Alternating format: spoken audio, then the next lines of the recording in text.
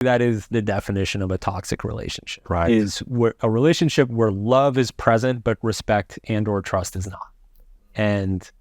But the love kind of, it's almost like a drug. It's in a lot of ways, we psychologically behave with love the way addicts behave with their substance, right? Which is we justify it, we delude ourselves, we lie to ourselves, we rationalize decisions that we make that are completely irrational. And so we have to be very careful. Like it's love can be an absolutely incredible thing. It's one of life's greatest experiences. I think everybody should absolutely experience it, but proceed with caution. Right. Now, I'm having you share from personal experience. Obviously, you're not like a love coach, and this is not what you study full time, although you've done a lot of research around this, and you've done a lot of studies and written about this a lot. But how much does your environment affect love and how you feel and connect with your partner? I'm thinking about personally with you and maybe the research you've done. You were in a busy, chaotic environment in New York City, and now you're in a different environment, in California. Yeah. How does that change, or does it change the connection you have with your partner? I think it can. Love isn't something you simply sit and feel. It's something you put into action, right? Like you go on date nights together, you go out with friends together, you visit each other's families, you go on a vacation together, right? Like it's something you do sit and feel it, but you also have to go live it. You have to it's something you have to keep in motion by doing things together. And so I think when the environment changes, the nature of those activities you do together can also change. And it's been interesting actually moving to LA from New York. New York, there's so much to do all the time. So there's always, in a lot of ways, it's conducive to generating romance because there's always an adventure to go. Yeah, stimulus when you walk out the door. There's always a concert or a show or some great restaurant that's just opening. And so there's always this feeling of novelty and excitement. But there's also a lot of distraction, right? So if something's like brewing under the surface and people don't want to address it, you can find a lot of ways to keep your head looking the other way, right? Yeah. So it's been interesting coming here to California and having a way more sedentary, well, I shouldn't say sedentary, but like calm, routine and calm lifestyle, domestic, I think is the right word. Yeah. There's less novelty and stimulation, and there's also less distraction. Like there's things I've noticed that since we've been here, things that come up, we tend to talk about it pretty much immediately, just because we're like sitting in our backyard and have nothing else to talk about. Right. So it's in some ways that's fantastic because we're very aligned and on the same page. But at the same time, you're kind of giving up some of that excitement and novelty and stimulation. The serendipity of the adventure that's happening right now. Yeah. You're planning and you have to drive somewhere as opposed to walk outside and take the subway or whatever. Yeah. Trust and respect, it sounds like, are big for you. Mm-hmm. I know you talk about values also. Sure. If you have, we're just speaking hypothetically here, but if you have trust and respect that is there, you got a lot of love. Yeah. Values aren't really aligned. Maybe 30 to 50%, but you're not over 50% on values. Is love, trust, and respect enough to sustain a long-term healthy relationship in your mind? I think it's a really good question, and I think it depends. So I don't think you'll ever find two people that are 100% aligned on values. Everybody is a little bit different, right? So, and I think you also want a little bit of diversity of values within the relationship. You want to have different standards for different things and different opinions about different issues. It just makes life way more interesting. There's probably a threshold or a breaking point somewhere, right? And it's, one of the examples I've used in a book before is like, if if somebody is a priest and the other person's a stripper, like it doesn't matter how in love they are with each other, it's never going to work, right? If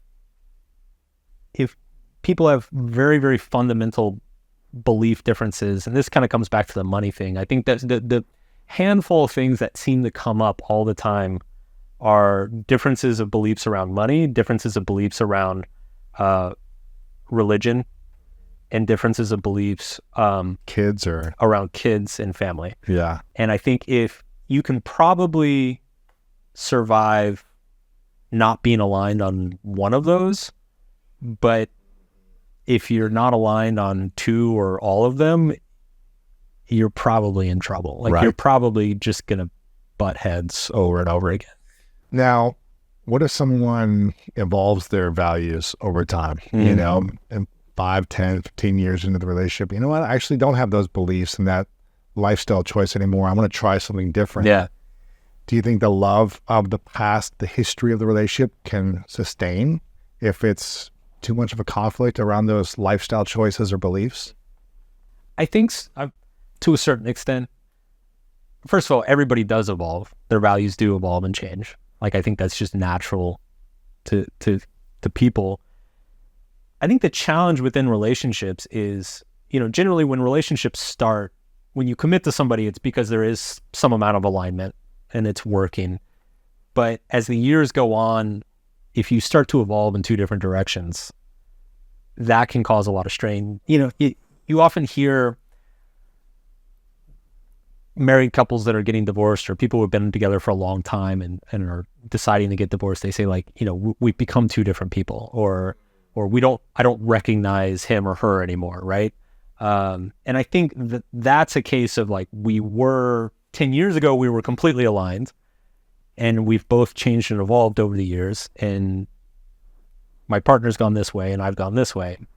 And so now there's just this massive gap, and we don't feel like we can bridge it anymore. We don't relate to each other. We don't understand each other. We don't agree on anything anymore. We don't do the same things for fun anymore. And that's tough. And so I think part of the trick is to kind of intentionally evolve together, is to be very conscious. And this is something that my wife and I try to pay attention to, is that if I feel myself changing my mind about something very significant in my life, about my career, my beliefs around family, relationships with friends, I communicate that with her. I'm like, hey, I'm starting to move in this direction. Really? Right? So that so she can be aware and adapt, you know, and just understand, like, okay, that's kind of where he's at. Huh. Is there an example you can share around this in the last few years, maybe? So the two most significant ones that have happened have been around. First one was my career. When we moved to LA, I took 6 months off. I was completely burnt out. Yeah. And I really had this period of just, I'm not having fun anymore. I need to take some time off, figure myself out, and really decide, like, okay, what's this next phase of my career going to look like? What's the next decade of Mark Manson's career look like? And so I communicated that to her. I'm like, hey, I'm not going to be speaking, not going to be traveling. I'm going to be at home a lot. You're probably going to see me on the couch playing video games. You know, this is kind of what I'm going through right now, right? And I'm probably going to come out of that different, with different priorities, different metrics of how I'm going to make decisions. Money might be different, right? Like, suddenly that huge speaking gig in Dubai that I would have taken a year ago to cash that fat check, now I'm not going to take it, and we're not going to get that fat check, right? So it's important to communicate those things, that she understands, like, hey, I'm at this pivot point in my career, and I'm probably going to start going in different directions, so, just so that she knows and, like, isn't shocked, right, when I don't take the speaking gig in Dubai. Wow. On the other front, this ties into the health thing, she was actually really good. She was a good influence on me. So my wife has a couple autoimmune conditions, and they really started, she's been aware of them for a long time, but, you know, as things happen as you get older, things you could get away with. You can't anymore. Yeah, in your 20s, it's like, and you got to pay attention and focus on them. Yeah. You start coming up on 40 and it's just like they level you. And she was starting to get leveled by him. And so starting right around the time of the pandemic, she got very, very serious about health. And at that time, I had been overweight for a while. My lifestyle was very unhealthy. I was traveling 5-6 months a year. I was drinking 3-4 nights a week.